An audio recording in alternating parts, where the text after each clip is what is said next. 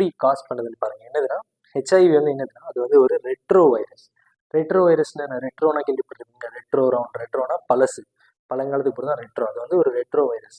அதோட என்வலப்பில் எப்படி இருக்கும்னா அதுக்கிட்ட வந்து ஒரு சிங்கிள் ஸ்டாண்டர்ட் ஆர்என்ஏ இருக்கும், அப்புறம் ஒரு ரிவர்ஸ் டிரான்ஸ்கிரிப்டேஸ் என்சைம் இருக்கும், 2 இருக்கும். இதுதான் ஹெச்ஐவி வைரஸ், சரிங்களா? இது வந்து நம்மளோட ஹியூமன் செல்ஸ்க்குள்ளே போச்சுன்னு வச்சுக்கோங்களேன். உள்ளே போச்சுன்னா என்ன நடக்கும்னா வைரல் ஆர்என்ஏ வந்து வைரல் டிஎன்ஏவாக மாறும். எதனால? With help of this reverse transcriptase இருக்குல்ல, அது வந்து என்ன பண்ணுன்னா ஆர்என்ஏ வந்து டிஎன்ஏவாக மாற்றும். இங்கே பாருங்க, வைரல் டிஎன்ஏவை மாற்றி அதை வந்து நம்மளோட செல்ஸ்குள்ளே போட்டுரும். நம்மளோட டிஎன்ஏக்குள்ளே போட்டதுக்கப்புறம் என்ன நடக்கும்னா நம்ம பாடியே வைரல் ஆர்என்ஏ ப்ரொடியூஸ் பண்ண ஆரம்பிச்சிடும். வைரல் டிஎன்ஏ ப்ரொடியூஸ் பண்ண ஆரம்பித்து ஃபேக்ட்ரியாக மாறிடும். நம்மளே கொஞ்சம் உள்ளே வந்ததுக்கப்புறம் அதுவே அதோட வேலையை ஆரம்பிச்சிடும்.